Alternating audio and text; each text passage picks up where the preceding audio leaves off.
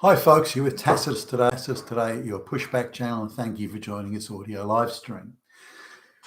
In this essay, I'd like to talk about the growth of non-government organisations and charities, all of which are granted very favourable tax exemption status by Western governments that are globalist controlled. And I want to talk about how, in effect, the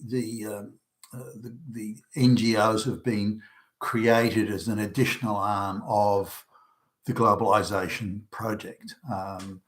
They didn't just spring up spontaneously, grassroots or anything like that. It's been a very coordinated, very systemized campaign of creating these NGOs to pursue specific political objectives, whether that's stirring up agitation over climate change issues or any and all issues that the globalists are using to undermine Western society, crush and denigrate Christianity or white history and so on. So these NGOs have been purpose-built to achieve the undermining of Western society at all levels and to spread propaganda. Now, given that the globalists sort of control these NGOs and control the media and control much of the body politic, then they're able to work seamlessly with each other to achieve these objectives and to pursue all agitation across all continents to produce the outcomes that the globalists are seeking, such as the mass migration of black and brown peasants to the West and so on. Now, if we sort of go back to say 30 years ago, gaining tax exemption status, claiming to be a charity or some sort of NGO, primarily charities, if you like, then, such as Amnesty International and so on. But trying to achieve tax exempt status uniformly across the Western world wasn't that easy. There were many concerns by the bodies politic in the West that these NGOs are really just existing for activist purposes, and they weren't really charities at all. They were political action groups that were seeking favoured tax status. And the favoured tax status is important because if you want to get donations to your cause and you've got a charity status, then any donation made by any business or individual, for that matter, becomes a tax deduction. And so it could be considered as good tax management. So if you're looking at a big tax bill, for example, to the IRS, you can go and make a big donation to a charity, ABC or XYZ or whatever, and then that can substantially reduce your tax bill. You're going to get taxed anyway, so in effect, the taxpayer is funding these NGOs once the NGO or the charity gets this charity status. So now, in addition to that, as a charity, you don't have to pay tax. So that when you do your books at the end of the year, your accounting, your financial books at the end of the tax year, as long as you don't, really make a profit, then you don't have to worry about tax. And in some jurisdictions, even if you do make a profit, you're not liable to tax because you're a charity. You're doing good charitable works. Now, I guess the activists were infiltrating the charities. Whether you look at something like Greenpeace or Amnesty International, even, and some of these others, they were even charities that had been sort of rather apolitical. I think that they were becoming very political sort of through the 90s, and they were employing different sorts of people, and they were becoming quite professional and organised and systemised in their activism. And for example, when it was the big social movement of all men are abusers of women, violence against women. And Joe Biden was one of the big players in that, which we can look back now and see this was a globalist propaganda play. So vast amounts of money had to be given to protect women from all these evil men.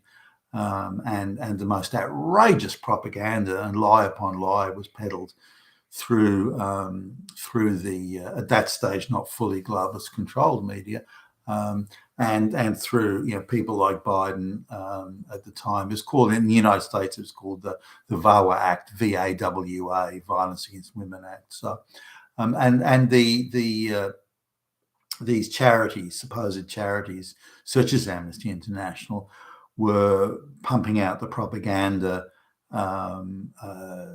There's a pandemic of violence against women, and just a cursory look at any facts or references that were made in the article, you could pull it to pieces and realise it was all nonsense. It was all made up propaganda. And yet politicians were running around being all hairy-chested. We're going to bring out special laws to protect women and so on.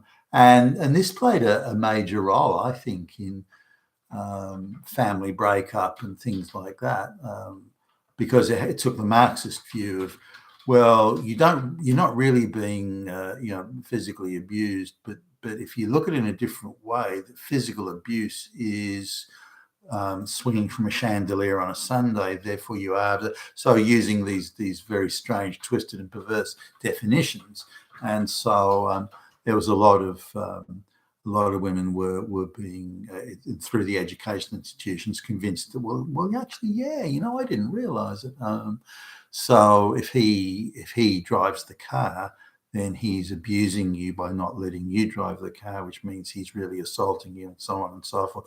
So it's the same trick that's used today to say, well, racism is not having equal outcomes with black lesbians and so on. That's actually racist. And if it's racist, it's fascist. If it's fascist, it's Nazi. And if it's Nazi, that means you are Hitler. Hitler! And so by using these strangled sort of definitions and perversions, they could come out with this thing of there's an epidemic of violence. Now, there was no epidemic of violence. It was absurd. It was a lie, an absolute outrageous propaganda lie, but it was successful in undermining the confidence the genders had in one another and creating gender conflict where there was none previously, and so on. So this was something that these NGOs became the agitation arm of the globalists. So, and we saw as particularly the 2000s came on, and particularly when, say, Obama, 2008, Obama came along, we saw a sudden explosion of NGOs, and there was some scandalous stuff going on in the US where there was special units inside the IRS that were giving the tax office that were giving charity status to these very political NGOs, but withholding it from. So if you were a pro-globalist NGO, you were agitating and undermining Western society, you could be given a tax-exempt status, a charity status. But if you weren't, then you couldn't get a tax-exempt status. So now, what's interesting, and this could be coincidence, but these coincidences just keep on coming up. That any of these charities, for example, supposed charities that were dedicated to undermining Christianity and attacking Christianity and portraying Christianity as inherently evil and so on. There was a sudden explosion of those charities, and this sort of struck me as odd. But looking at just one recent period in recent history, the person who was allocating the tax exemptions and charity status happened to be a Jewish activist. And if you look at sort of her advisors, they were nearly all Jewish. And again, activists, not just the guy someone off the street, who's looking for a job and had to pay a mortgage or something. These were activists. And, her boss was a Jewish activist. Her boss's boss was a Jewish activist. And again, it could all just be coincidence, but it seems an incredible coincidence. And not simply that they were Jewish necessarily. Again, they could have been just someone who needed a job, but they weren't. They were activists, and strident activists who believed they had a mission, they had an objective to achieve. And if they were to put their finger on the scales or load the dice or mark the cards, they had every right to do that, every right. And if you say anything about it or even point it out, then you're an anti-Semitic fucking fascist, fucking Nazi. So we saw this explosion during the time in NGOs and charities, but it seems that every one of them was dedicated to serving and supporting the globalist project. Now, there are some other factors here that are worth looking at. Something some of you may not be aware of, but whenever we've been hiring sort of in a business I'm associated with, trainees or juniors or interns or people just to do short-term work, like stand on, go on like a trade show stand or something like that, handing out leaflets and flyers and so on. Then the majority of people who apply for those jobs are younger women, say, college age, maybe finishing senior high school, that sort of thing. And they all, none of these, or none that I can remember, none of these young women have worked as what you would traditionally say. They haven't worked at, McDonald's, or they haven't worked at any I don't know, takeout food shop like a supermarket chain. Or they haven't done those sort of jobs that, people certainly in my generation, it's the kind of thing you did to get a bit of extra money to buy stuff and so on. Doing a paper run and those sort of things. Instead, they've gone not to work as paid jobs. Some of them get paid jobs, but to go and work at NGOs as activists. So they, from the age of, encouraged to do this by their school teachers, so the age of sort of 13, 14, they've been interns in activist groups, in these same NGOs, whether it be climate change or stop the fascist Nazis because they're everywhere. And so these people have been radicalized by these NGOs. So they've created an army of activists, particularly young women or young girls, this army of activists, and they've never actually had a real job. Their only job is hanging around with people who are like-minded and running around waving placards.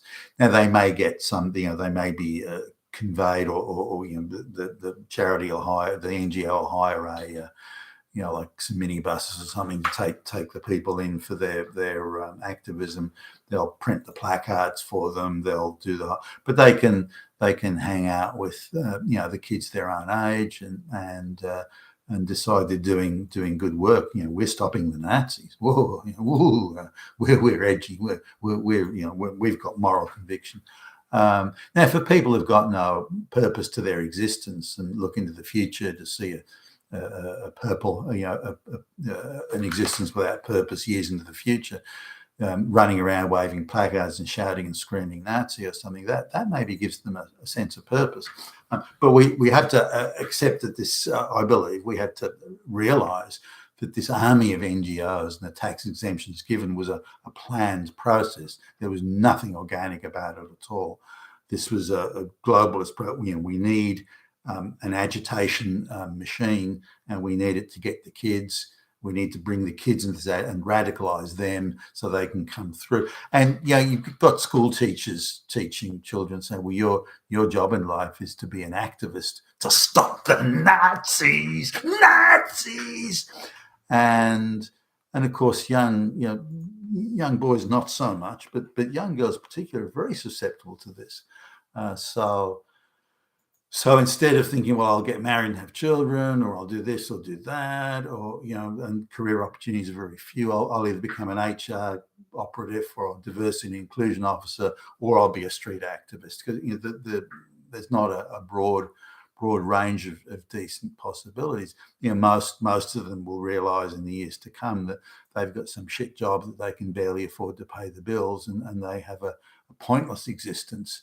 But while they're waving those placards and screaming and shouting Nazi, suddenly there are somebody, and so there are tens of millions of young people, climate change activists who've been created through this NGO machine. But the NGO machine wouldn't have existed without the tax exemptions, without the charity status.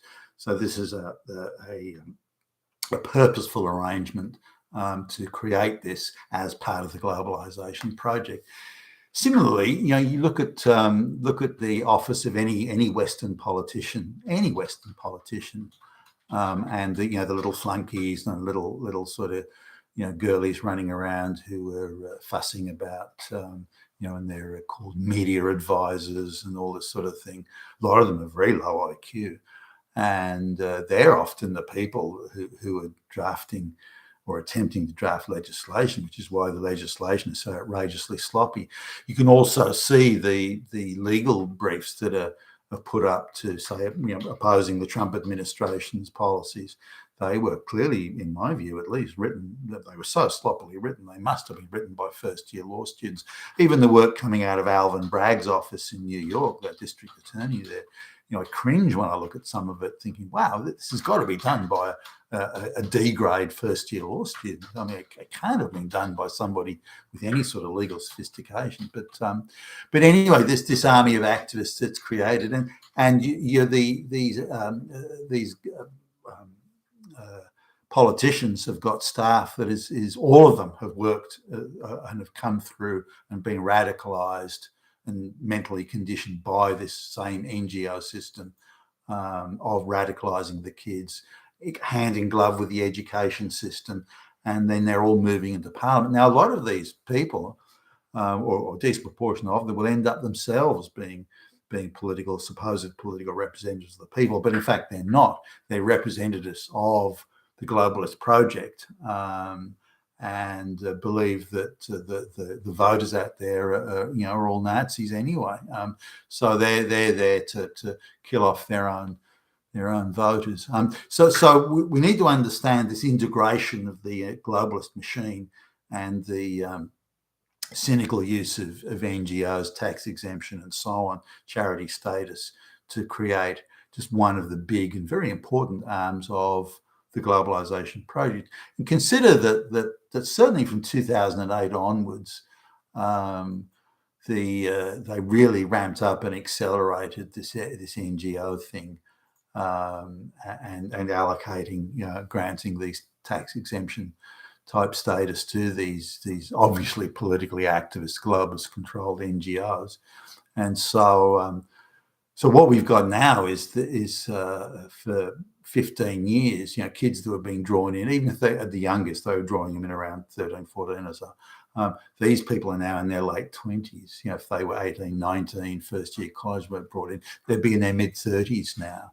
And they're now the HR managers, the diversity and inclusion officers, and a lot of the advisors, flunkies, fetch and carry goons and so on, that are working in the body politic as administrative officers of one sort or another. So just consider how successful the globalists have been here, but also how they received almost no pushback at all. Now, if you were to go through all these NGOs and have a look at the politically activist NGOs on one hand, and the ones that are doing good charity work, I see the charity workers out there, people who are out on those cold winter nights at 6:30 giving hot meals to the homeless. Now that is fucking charity work. That is charity work. And people who are out there giving warm coats to the homeless in those cold winter months. That is charity work. Waving fucking placards, screaming about Nazis, that is not charity work. That is political activism, and the Western taxpayer is funding it through this fake bullshit. charity status that's being allocated by globalist minions. You've been Tacitus today at your Pushback channel. Thank you for listening.